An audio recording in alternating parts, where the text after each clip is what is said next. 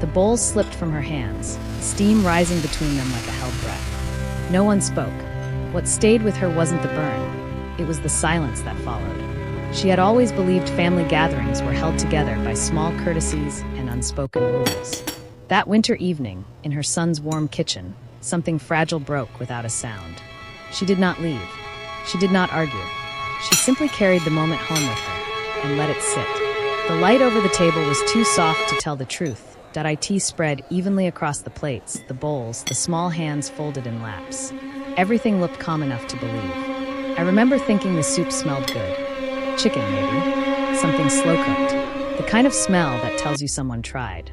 We were seated the way families seat themselves when they want to look settled.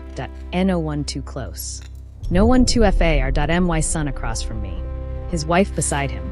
Her mother at the head, as if it had always been her place.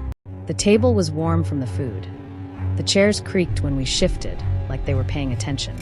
Conversation moved politely, but it never landed. Questions asked, answers given, nothing held. Every sentence felt like it stopped half an inch short of honesty. I noticed things I wouldn't have noticed if I were younger. The way her jaw tightened before she spoke. The way her spoon struck the bowl a little harder than necessary. She smiled, but not with her eyes. I told myself I was imagining it. I always do. I had raised a son. I had learned what silence can protect and what it can cost. The bowl was passed toward me. It tilted, just slightly. There was no warning. No gasp, just heat. It met my skin before my mind could make sense of it. A sudden bloom of pain, sharp and immediate, like a held breath breaking loose. Steam rose between us. For a moment, it felt like time paused to watch. I didn't scream. That surprises people when they hear the story. But there was something about the room that told me not to. The spoon clattered. Someone inhaled. Someone else said my name, but not loudly. No one stood up right away. I looked down at my arm. Red already, the skin angry and shining. The soup dripping onto the tablecloth, soaking into fabric I didn't choose. She said, "Oh, like it was weather." "I'm so clumsy," she added, already reaching for a napkin. Her hand never touched me. My son's chair scraped back a little, then stopped. He looked at me, then at her. I waited, not for apologies, for movement. The room stayed seated. I felt something colder than the burn move through me. A realization settling quietly, the way dust does when no one's watching. I stood. "I'm fine," I said. My voice sounded steady, too steady. The napkin was offered, then I took it, pressing it gently to my arm. No one met my eyes. The soup was cleaned up quickly. Efficiently. As if mess was the problem, not what caused it. I said I should go. I mentioned the cold, the drive. They nodded. They understood those reasons. My coat hung by the door. I reached for it with my unburned hand. That's when I felt the tremble, small but unmistakable, like my body had waited until it was safe to react. I slipped my arm into the sleeve carefully. The fabric brushed my skin, and I bit down on the inside of my cheek. No one offered to walk me out. The door opened easily. The cold rushed in, sharp and honest. I paused on the threshold, just for a second. Sometimes you hope for one last thing. A voice, footsteps. Nothing came. The door closed behind me with a sound that was softer than I expected. Outside, the air hurt in a clean way. The kind of hurt that doesn't confuse itself with love. I stood there for a moment, letting the cold do what it does best. Quiet things down. The house behind me glowed with light. Warm. Contained. I wondered how long it would take for the table to be reset, the conversation to resume, for the space where I'd been sitting to be filled by something easier. I walked to my car slowly, each step deliberate. When I sat down, I didn't start the engine right away. I looked at my ARM.AT, the mark already forming its own shape. I thought about all the times I'd stayed quiet before, all the tables I'd sat at, telling myself this was just how families were. The cold crept into the car. The windows fogged slightly with my breath. I realized then that no one was coming after me, not to ask if I was all right, not to explain. The quiet had followed me outside. As I turned the key, I wondered, not for the first time, how long silence remembers. The house was dark when I came in, not asleep dark, just resting. I didn't turn on the overhead light. I never do when I'm carrying something I don't want the room to see. The hallway lamp was enough. It cast a low, amber line along the floor, stopping just short of the kitchen sink.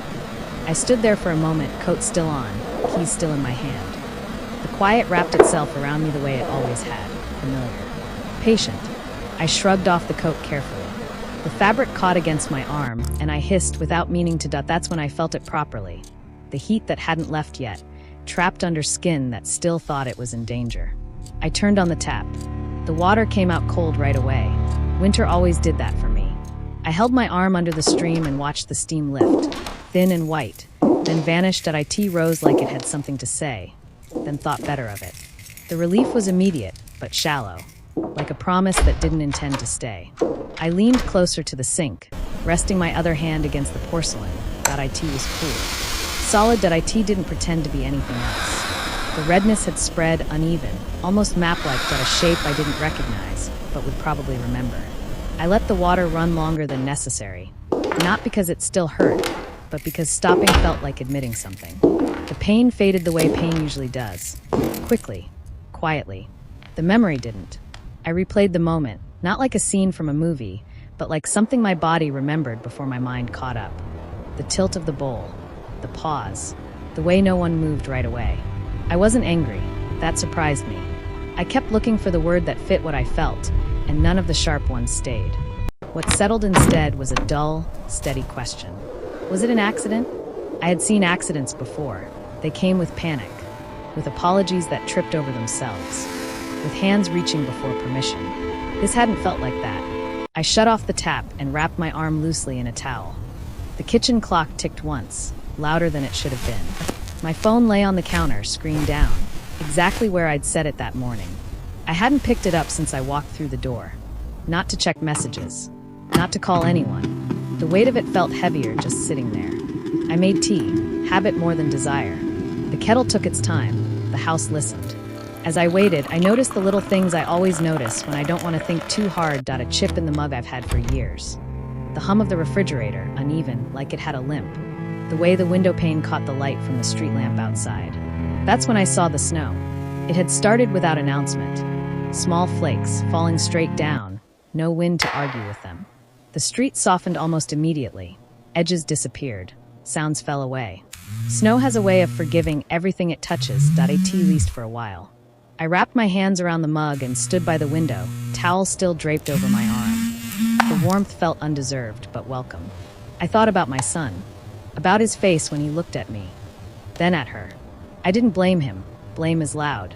This wasn't. What unsettled me was how familiar the feeling was. That moment of deciding whether to speak or store it away.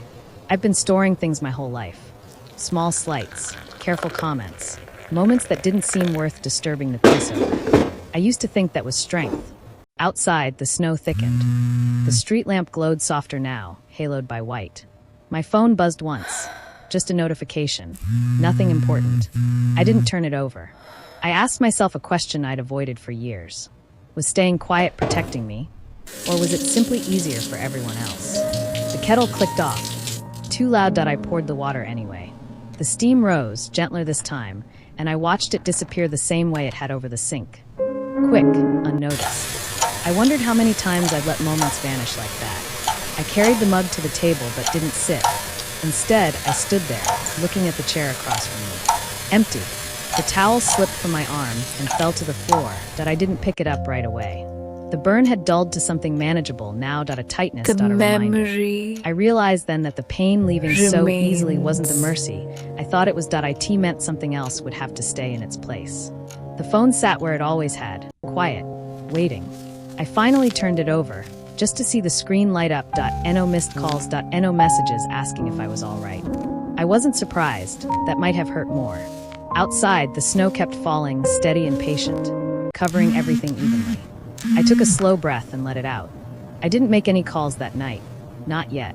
But something had shifted. The quiet no longer felt like shelter. It felt like a question that wouldn't stop repeating itself. And for the first time, I wasn't sure I wanted to keep answering it the same way. Morning arrives without asking.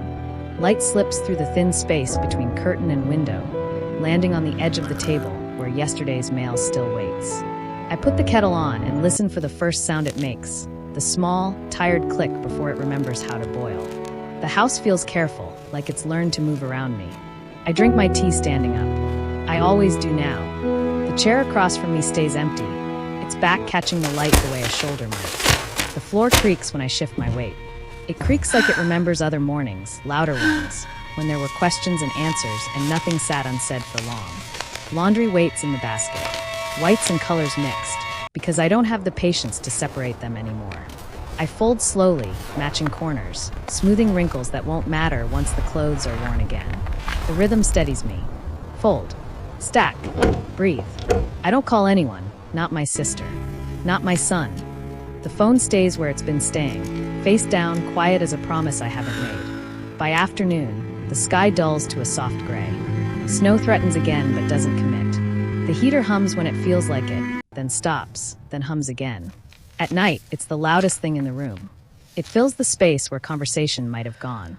I tell myself I'm resting, that I tell myself I'm giving things time. But time has a way of setting things in place.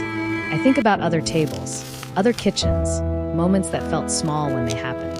The comment passed as a joke that landed too close to the bone. The invitation that never came, explained away later with a smile. The apology offered without eyes meeting mine. I remember how often I said, "It's nothing," how often I believed it. Silence was useful then. .it kept things moving, .it kept everyone comfortable. Even me sometimes. The mail comes in the late afternoon. The sound of it sliding through the slot still startles me. I pick it up from the floor, sorting without interest. Bill, flyer, something addressed to current resident. Then the letter. Plain envelope, .my name written in a hand I recognize but haven't seen in years. I sit at the table this time. The paper inside smells faintly of dust and something older, like a drawer that's been closed too long. The words are ordinary enough. Updates, a mention of weather, a careful line about health. Nothing that should disturb me. But it does. There's a sentence in the middle. Just one .an offhand reference to a winter long ago, to something that happened and then was never mentioned again. I feel it before I understand it. The memory rises quietly. A different house, a different silence. I see myself younger, standing in a doorway, holding my coat the way I held it that night, waiting for someone to say something. Anything. No one did then either. I fold the letter and set it down. My hands are steady. That surprises me. The realization comes not as a rush, but as a settling, like dust finally finding the floor. Silence hasn't been empty, it's been full. Full of decisions I didn't know I was making. Full of things I told myself were kinder left alone. It's carried the weight of moments I didn't think I was allowed to name. The heater kicks on again. The sound is familiar, almost comforting. I walk to the window and look out at the street. A car passes slowly, tires whispering against the pavement. Somewhere, a door opens and closes. Life going on without instruction. I wonder who I've been protecting all this time. My son? Myself? Or the shape of a family that only holds together if no one presses too hard? The phone buzzes once. A message this time. I don't read it right away. I think about how silence taught me patience, and how it taught others what I would tolerate. Those lessons stayed longer than I meant them to. I pick up the letter again, read the sentence once more. It doesn't change. It doesn't soften. It just sits there, waiting to be acknowledged. I realize that silence isn't just the absence of sound, it's a container. It holds what we put into it, and sometimes what we're afraid to take out. The light fades. The room darkens at the edges. I turn on a lamp, just one. It casts a circle on the table, leaving the corners untouched. I finally turn the phone over. The message is from my son, simple. Careful, are you okay? I don't answer yet. I place the phone beside the letter. Two objects. Two weights, both waiting. Outside, the first flakes begin to fall. Not many, just enough to change the sound of the world. I take a breath and let it out slowly. The house listens. For the first time, I understand that staying quiet was never about peace. It was about postponing a moment like this. And now that it's here, I'm not sure silence can carry it any longer. Dusk settles the way it always does. Slow, deliberate, as if it doesn't want to surprise anyone. The light outside thins, stretching itself across the walls before letting go. I sit at the table with my hands folded, watching the room change its mind about being day. The phone is there, where it's been all evening, face down. Quiet. I don't turn on the lamp right away. I let the half-light do its work. It softens the edges of things, makes decisions feel less urgent. The clock ticks once, then again, reminding me that time is still interested, even if I'm not. I turn the phone over. The screen lights my face more than I expect. I squint, then scroll, slower than necessary, as if speed might undo me. There are numbers I recognize without reading names. Muscle memory. Old habits. And then there it is. A name I haven't spoken aloud in years, a number I saved once, thinking I might need it, then hoping I wouldn't. I hold the phone differently now. Both hands. Like it might move on its own if I don't. I don't think about the soup dot or the burn. Those were only the last straw. They don't deserve the honor of explanation. What I'm calling about is older. Quieter. It's been waiting longer than this week. The call connects faster than I expect. I almost wish it wouldn't. There's a sound on the other end. Breathing. Paper shifting. Life continuing. Hello, she says. Her voice hasn't changed. Or maybe it has, and memory is smoothing it out for me. I say her name, just that. There's a pause. A real one, the kind you can feel leaning toward you. Yes, she says finally. I know who this is. I don't apologize for calling, I don't explain the silence between then and now. I ask the question instead. It comes out steady. That surprises me, simple. Direct. Something I've been circling for years without letting myself land. She doesn't answer right away. In the space between us, I hear a chair scrape. A window open or close. Someone else's voice in the background, muffled. When she speaks again, it's slower. So you remember, she says. It isn't accusation, it isn't relief. It's recognition. We don't raise our voices, there's no need. She confirms what I already suspected, but never named. Dates. Details. Small choices that added up quietly, the way they always do. Nothing dramatic. Nothing anyone would call a scandal. Just truth, finally allowed to be itself. I close my eyes and let it pass through me. Not pain, not exactly. Something like air moving where it's been stuck. I ask one more question. The one that matters. She answers honestly. That matters more. When we hang up, I don't move right away. The room feels different. Not lighter in a way I can measure, but changed. Like a window cracked open somewhere I didn't know existed. I notice the hum of the refrigerator again. The clock.my own breathing. I stand and walk to the window. Outside, the street is almost dark now. Porch lights flick on one by one, small declarations of presence. I think about how long I carried what I didn't understand. How many times I told myself I was being generous, when really I was being careful. The phone is still warm in my hand. I set it down gently. As if it's done something important. I don't feel angry. That surprises me too. What I feel is clear. Clear about what I've been holding. Clear about what was never mine to protect. I turn on the lamp. The light fills the room without argument. It doesn't ask if I'm ready. I sit back at the table. The same chair. The same place.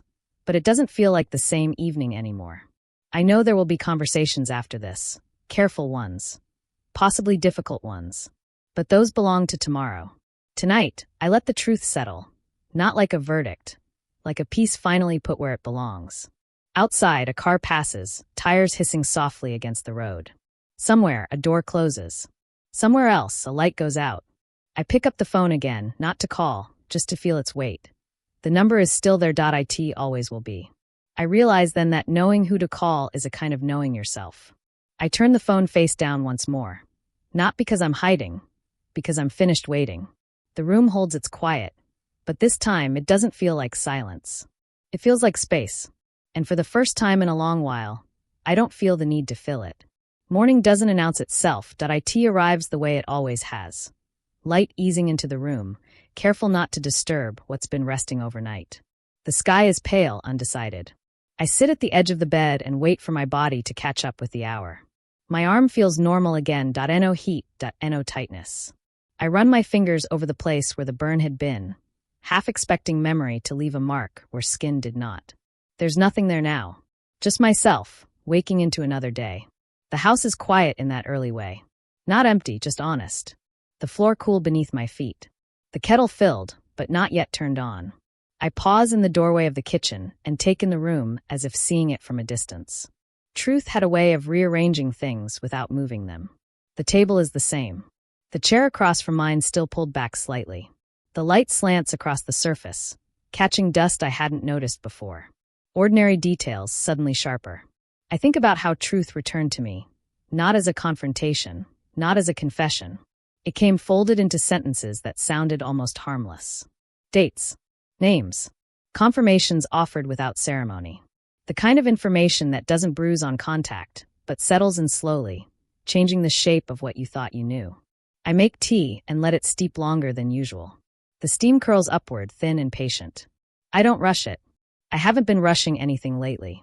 When my son calls, it's still early enough that his voice sounds careful. He asks how I'm feeling. He means my arm, I think, but there's something else behind it, something he hasn't named yet. I'm all right, I tell him, and I am. We don't talk about the soup. Not directly. That moment has already finished its work. What we talk about instead is older. Quieter. The space between us fills with things that should have been said years ago.